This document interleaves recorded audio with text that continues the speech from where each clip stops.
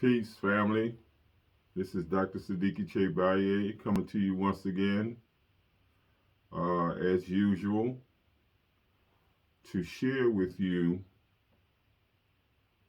the blessings that was given me through my efforts by the Creator in honor of our ancestors.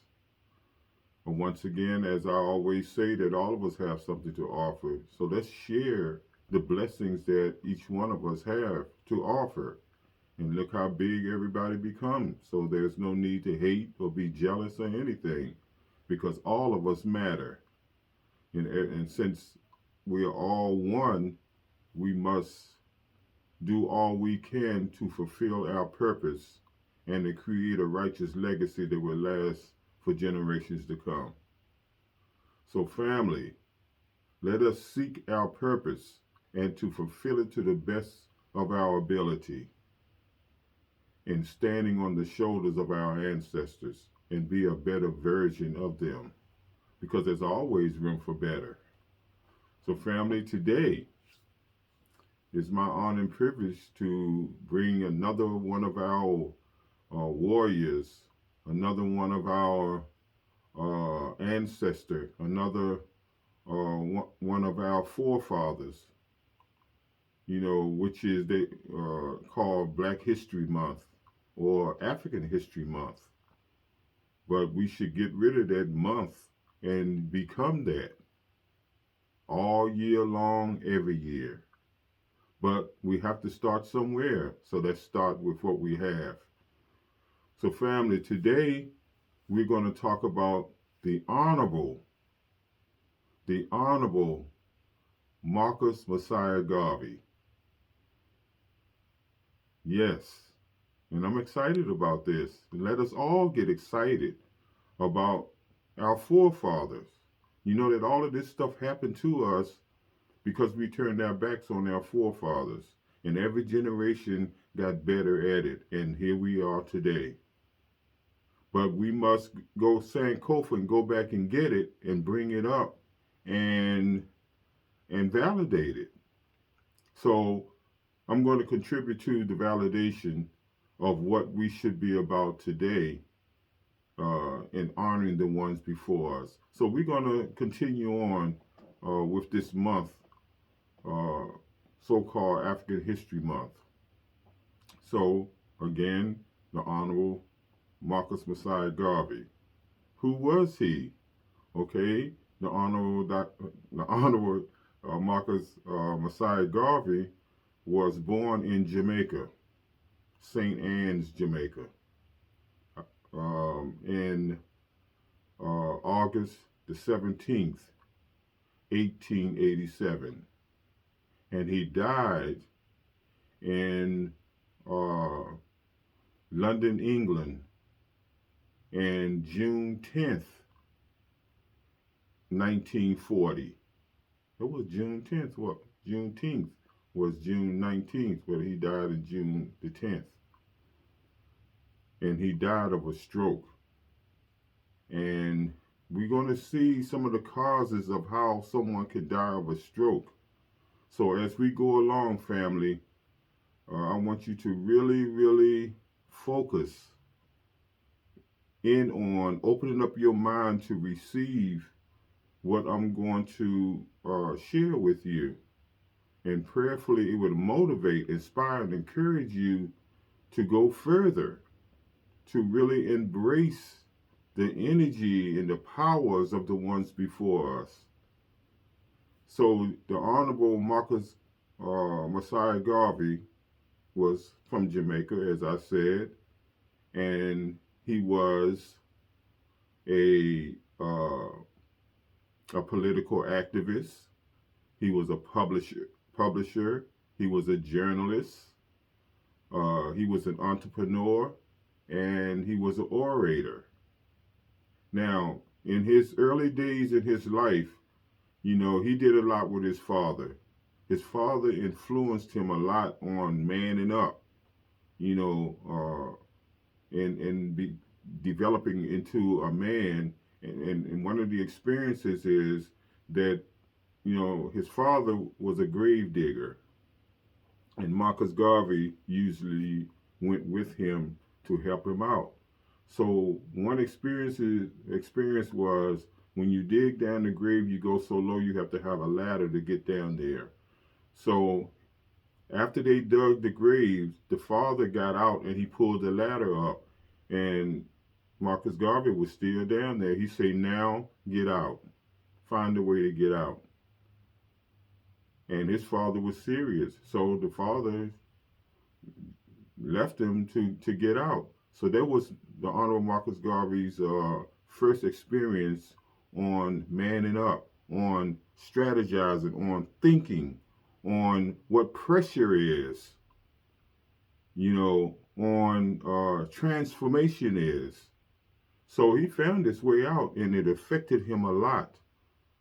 And as he was a boy, him and his father, uh, they to create economics, they sold greeting cards, they sold condolences cards, and they sold tombstones or headstones to the graves.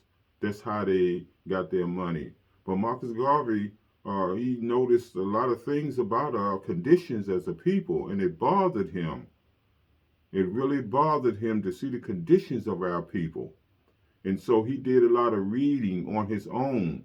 He stayed away from a lot of people to study, to really understand, really what's going on. And he wasn't that easy to get along with because of his frustrations. And I can relate to that. So what happened is uh, uh, he read a lot about Booker T. Washington, our warrior and our ancestor and our forefather who was over here in the United States. Booker T. Washington was a powerful, powerful brother, and we must honor him and represent him also, because he was about separation. He was about our people. He was about creating things of our own and stop begging and start using our hands to be builders. So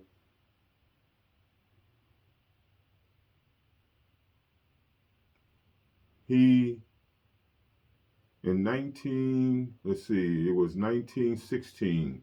That's when Marcus Garvey traveled to the United States. He was so influenced by Booker T. Washington, he wanted to come over here and make a contribution to the uplifting of our people. So that's what he did. He came over here, and guess what? He founded the United Negro Improvement Association, which is the UNIA, which is still going on today, and the African Community League, in which he declared himself the provisional president of Africa. So this was a powerful thing for this brother here, and it was necessary because he was interested in making sure that we had pride that we had pride in our identity, because we're at a low state during those moments, that period of time.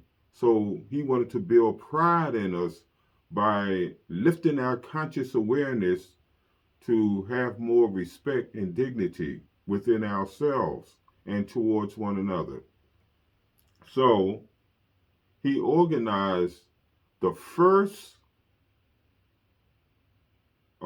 he organized in the United States the first black nationalist movement. So in saying that, what it reflects back to in my mind is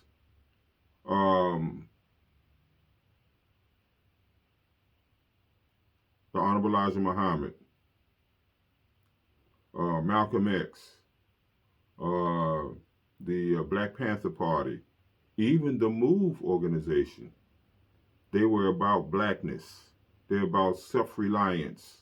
They were about our people, and stop begging, white folks, for everything like we some kind of children or something, or we can't do without them, when in fact they can't do without us. There is no history without black history. There is no life without us. We are Alpha and Omega. And everybody know that, but we need to know that.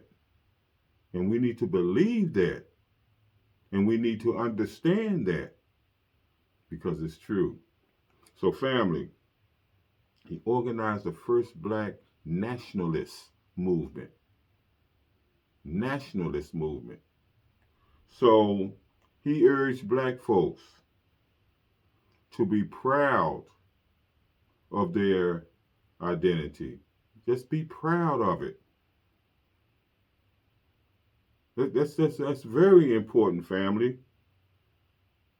And we must understand also that he enjoyed a profound black culture.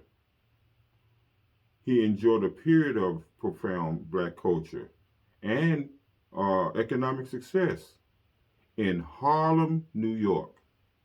Now, let's reflect back on Harlem, New York, the Harlem Renaissance. And we had our own world in Harlem. And we had a lot of white folks that loved to come to Harlem and check us out, the entertainment, and our beautiful women and our beautiful people, and how we got along, and the respect and the honor that we had, the godliness that we had. We had our own things going. And white folks admired us for that, and they learned a lot from us. But then they turn around and devise a strategy to use it against us as usual.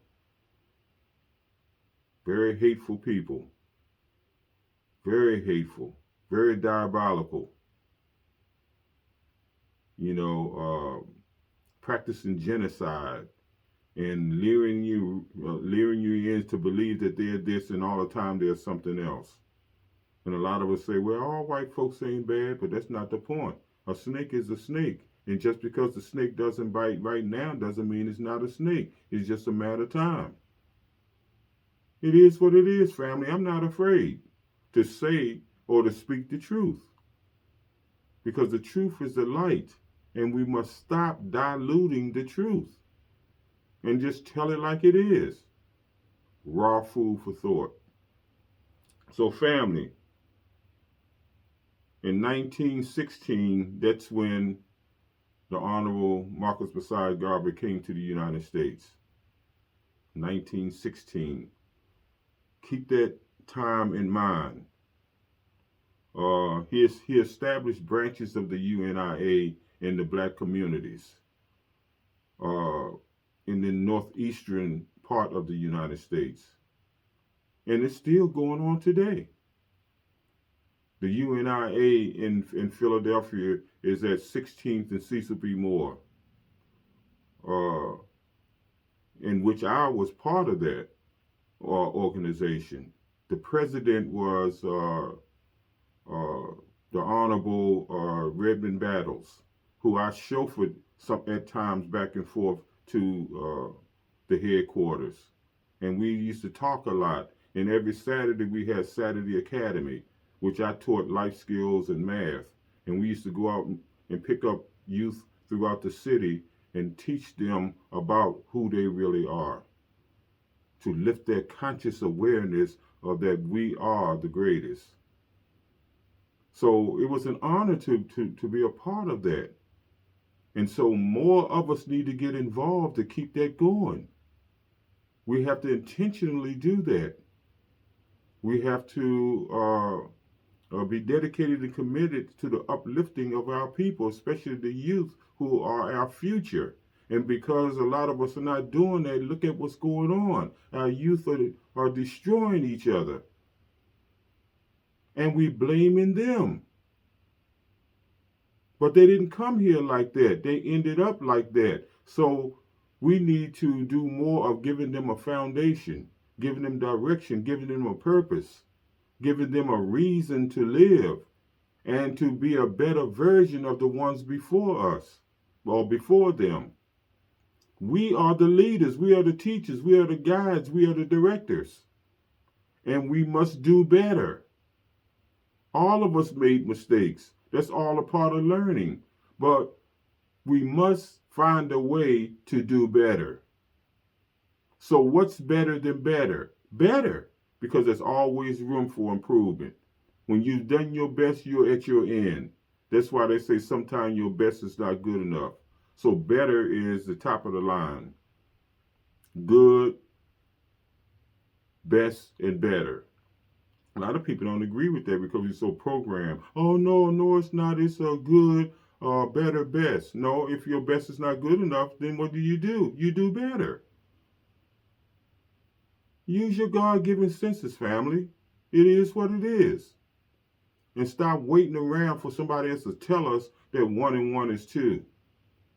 Are you for real? So, family, he established UNIA, United Negro Improvement Associations throughout the black communities, mainly in New York, Pennsylvania, New Jersey, the northeastern parts of the United States. He spoke about black pride. There was heavy black pride.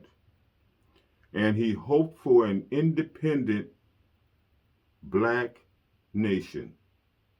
That's what he was shooting for, an independent black nation. In spite of the dominance of white Americans. In spite of that. So he wasn't scared.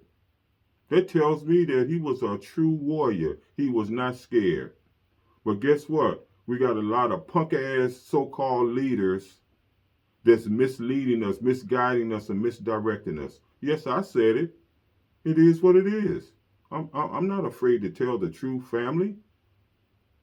We must stop diluting the truth, mixing it, and flipping it. Just tell it like it is. Go raw. And that's what Baye means, straightforward. Let's give it to him straight. We do have a lot of punk-ass, scared, so-called leaders. They won't tell us the truth. They got us in this little matchbox, the smallest box, and all we doing is chasing our tail. We got to come out of that damn box and get on the 360 and keep it moving. But they won't do that because some of them have sold their souls. So, we must do all we can to step it up. Do all you can. State your point and then devise a process or a strategy to keep it moving, move it forward with a purpose. So family, they had about, let me see, when he was in Harlem, they had about, well, let me see, in 1919, it was about 2 or 3 million of us. And Marcus Garvey had more than 1 million members. Can you imagine that? He was over here for 3 years, family. And he ended up, organizing branches of the United Negro Improvement Association. The key to it is improvement. We must improve ourselves, transform ourselves. But unfortunately, a lot of people are fighting to stay the same because they feel that going along with things is easier. But it's not. We got to stop chasing our tails and tired as hell and ain't gained an inch. We got to stop faking and pretending, family. We got to be real because we're losing our future and we got the audacity to blame them. It's not their fault. And everything that happened to us, period, is not our fault. But it's still our obligation, responsibility to do something about it. That's why the Creator blessed us with the Honorable Marcus Messiah Garvey, the Honorable Booker T. Washington, the Honorable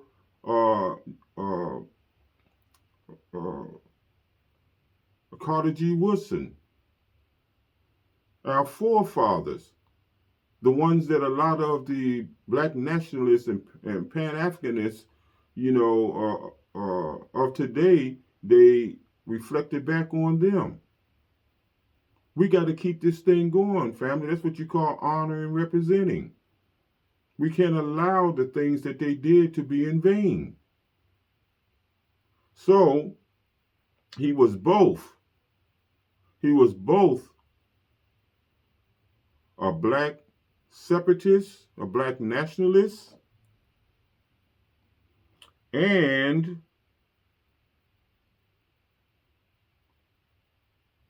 a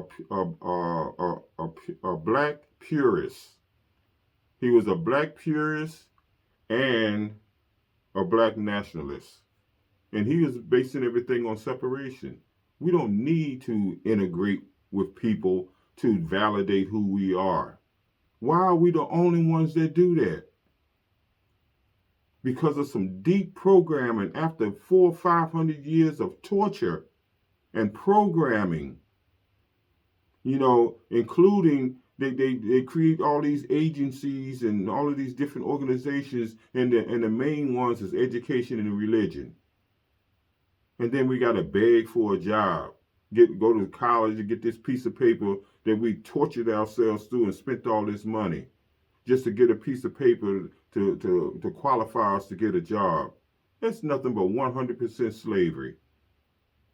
And the projects is nothing but modern day concentration camps.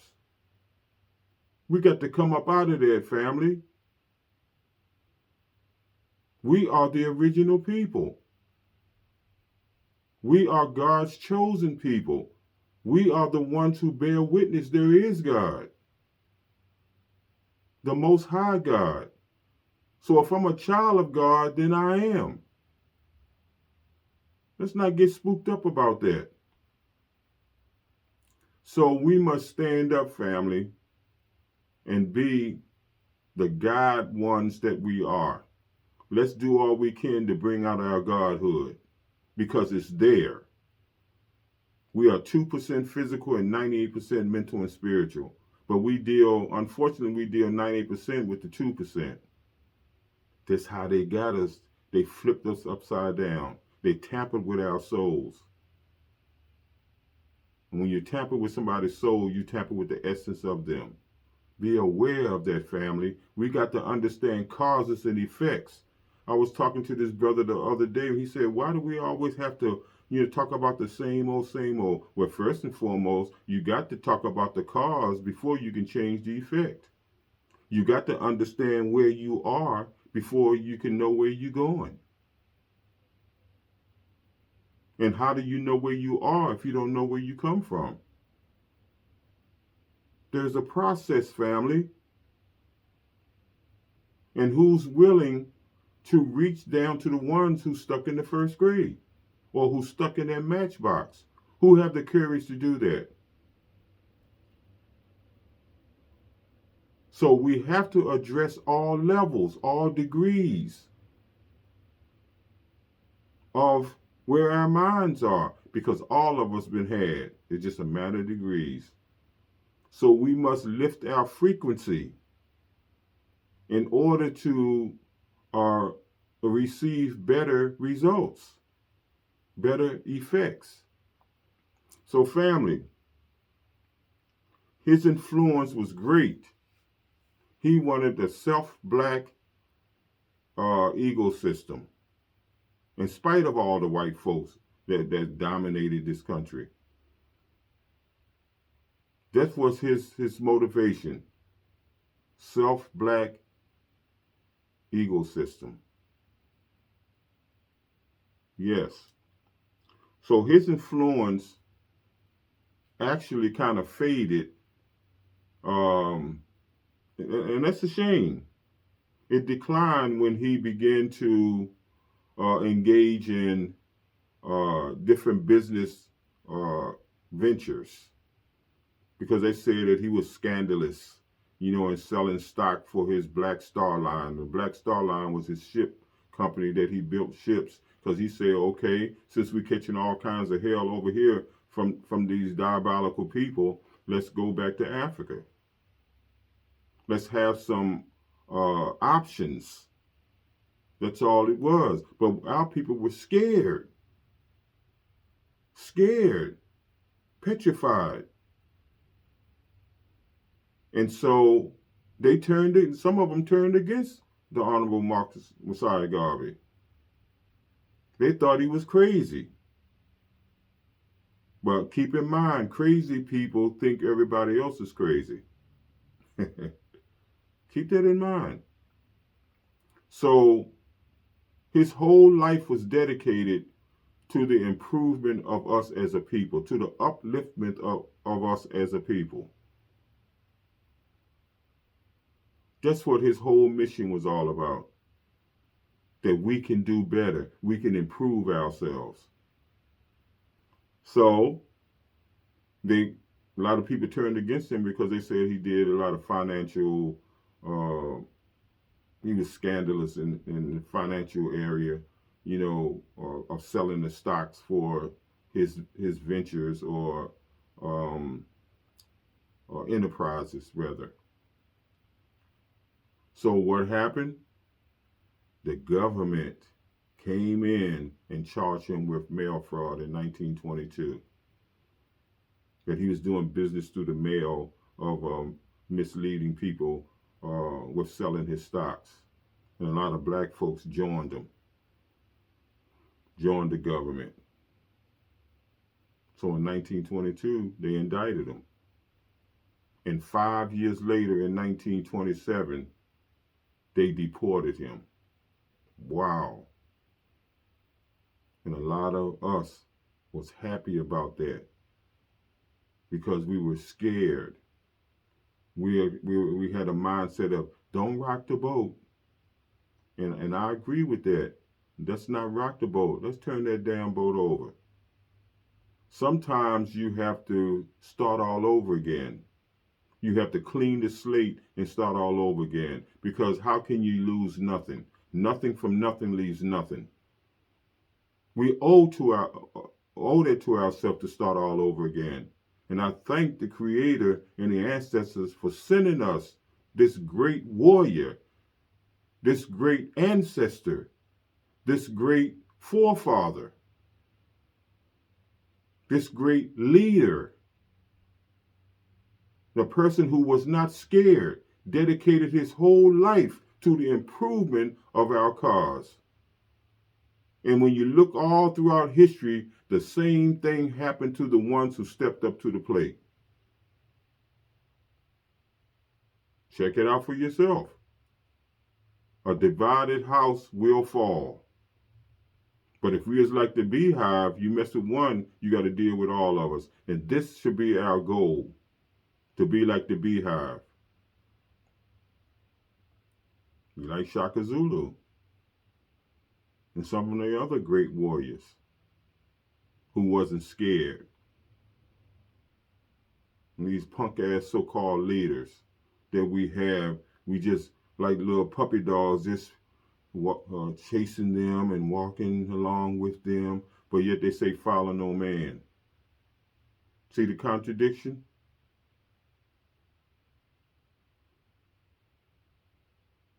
Yeah, we got all the, and religion was the main thing that they used to whip us. This so-called education, learning about somebody else's history, which they were vicious as hell, but they always made them heroes, and we had to learn that.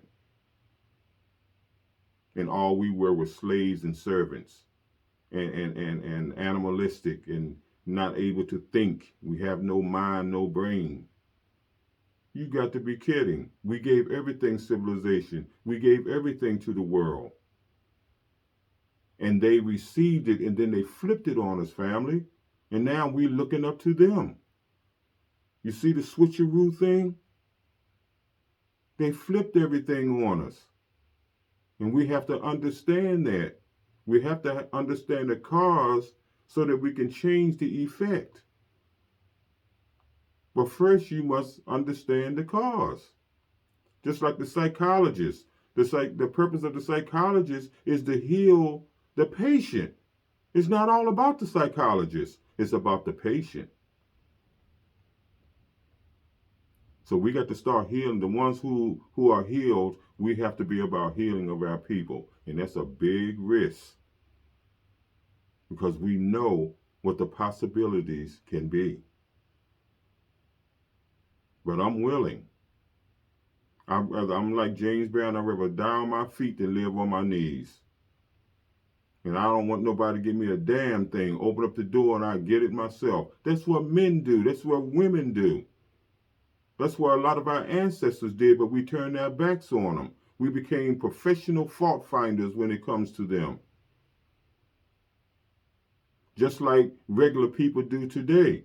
They find fault in the ones who's taking a position, who's willing to die for the cause.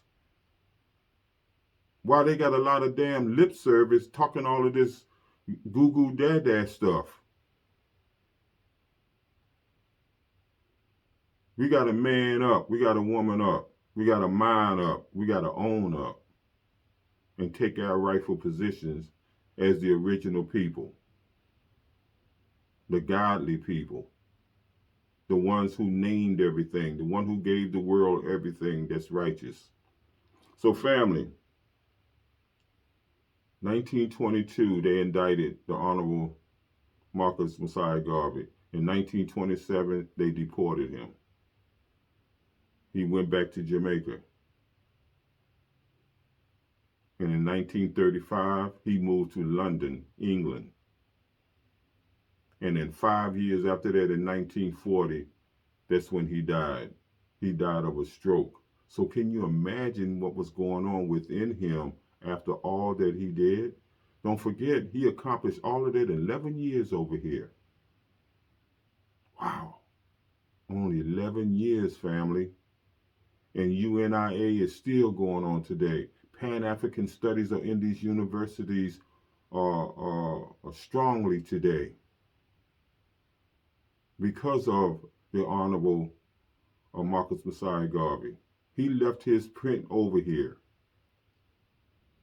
Because again, the example is the Honorable Elijah Muhammad, Malcolm X, the Black Panther Party, the MOVE organization, and other various movements.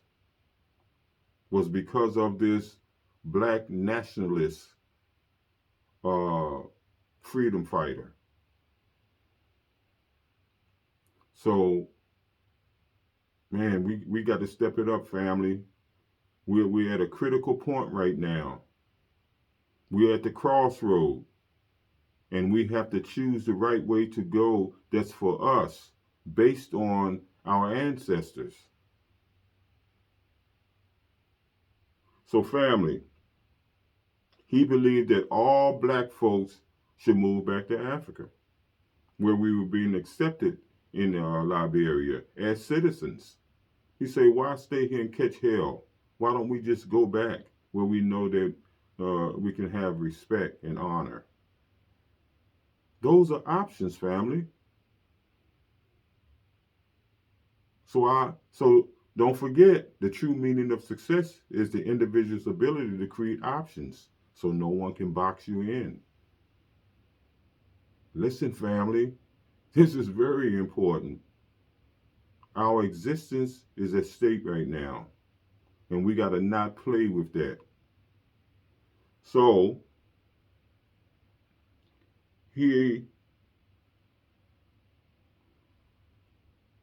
now this is a deep thing.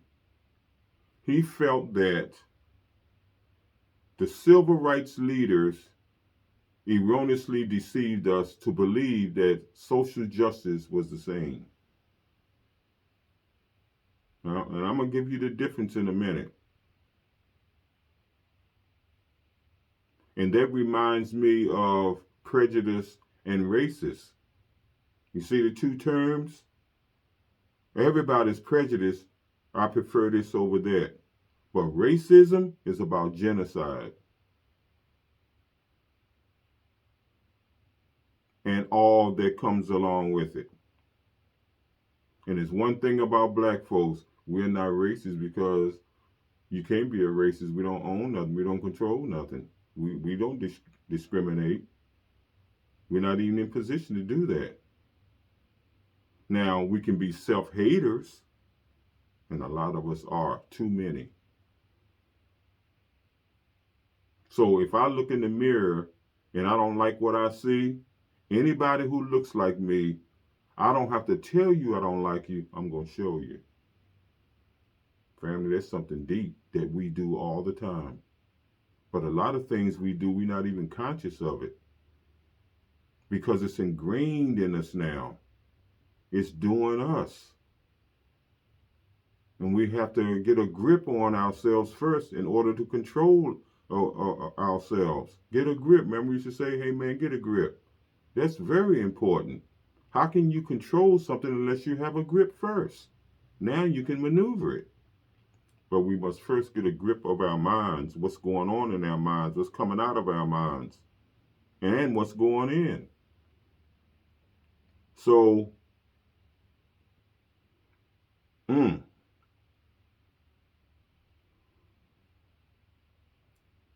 wow. A lot of things we did was totally against ourselves. The civil rights thing.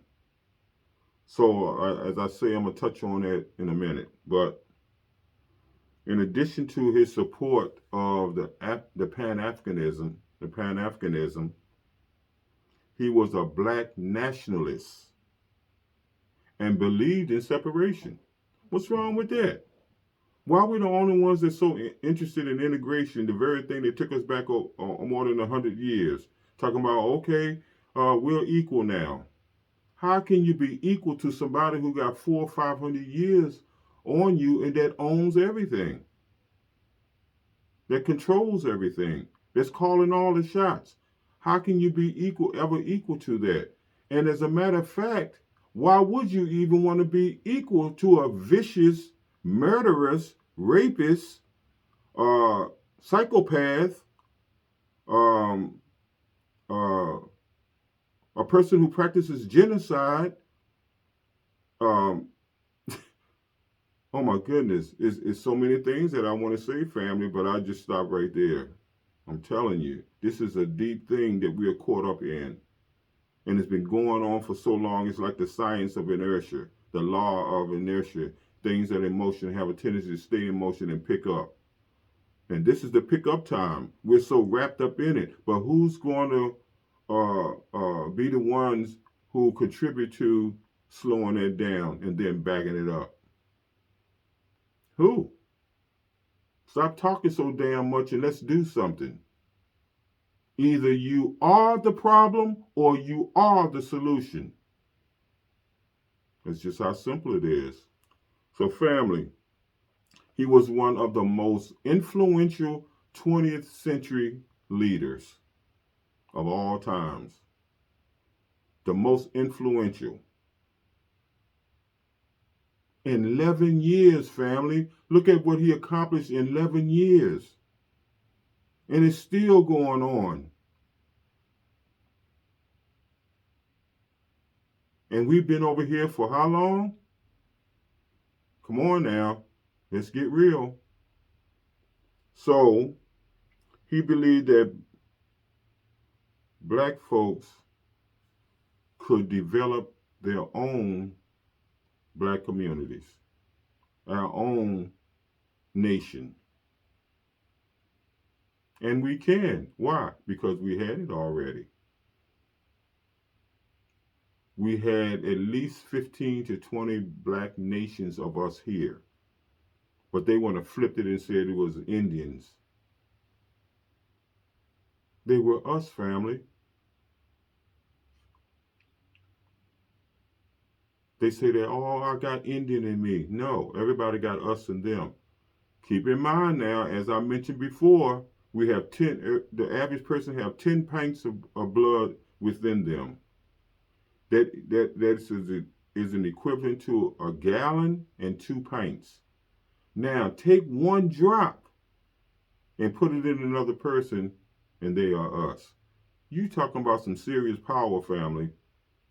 So stop saying I got this in me and that in me. You're all that. They got us in them, or they wouldn't even be here. There is no life without us. There is no beginning without us. There is no end without us. There is no in between without us. And everybody know that. But they want to make us feel that they don't need us. But that's a big damn lie. No one can do without us. because we are the original. We are the Aborigines. We are the natives. We are the first, and we are the last. So, getting back to the civil rights and social justice, quickly, civil rights is this. It's three things, three main things, and that's integration, equality, and peace. Hmm. Hmm. Equality, integration, and peace. Now, social justice is this: anti-war, anti-racism, and anti-capitalism. You see the difference, family? In the honor of Dr. Martin Luther King, he was peeping that. That's why he was edging over to the Honorable Malcolm X. And both of them was going to the UN to report how crazy we were treated over here, as though they didn't know. So before they got there, they had to get rid of both of them. Unbelievable. There was the Honorable the Honorable Marcus Garvey and the Honorable George Booker T. Washington. It's the same thing. They didn't want them to get together because it was too much power going on. So their main objective today is to never allow a black messiah to come on the scene ever again. That's why they got to get something on every black male in America. Get any kind of chumped up charge that they be black, that they won't be able to participate in certain things. They'll blackball them. That's their motive, family. And unfortunately, we got a lot of us that's joining them. I don't like so and so. And all that kind of childish stuff. Put your emotions in your pocket and get the job done.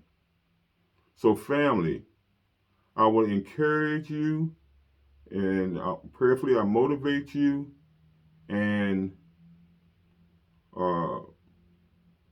to check out the Honorable Marcus Messiah Garvey. Check out our heroes. Check out our forefathers. And because we turn our backs on our forefathers, that's why all this hell is going on. We got to go back and get it. We got to go Sankofa and be about the rites of passage, to man up, to qualify ourselves. So with that in mind, family, thank you for this great opportunity. So what good is to have it and have no one to share it with? So pass it on, family. Look into it further on your own. You appreciate it better. Family, I love you. I bless you, and I want you to prosper. Do your best and let God do the rest. You got to know when to hold and know when to fold. But you have to have a sharp discerning spirit to know the difference so you won't be using emotions. Stay strong and keep your faith where it belongs. Keep your head towards the universe where all strength comes from, and never give up and never, ever, ever, ever give in, no matter how things seem, because everything is, always was, and always will be in divine order. God doesn't make any mistakes, but we do. But when you learn from them, it's all good. So keep on growing and keep on learning. You can't go wrong. And learning can be painful, but you can't beat the blessings once you get through. So give yourself a chance. Right thinking, right giving, and right eating is holistic, with God in the middle. That's family. That's holistic. That's balance. So family, happy new journey, happy new life, happy new you. Peace, Hotep, and Baraka. This is Dr. Sadiki Baye, your servant.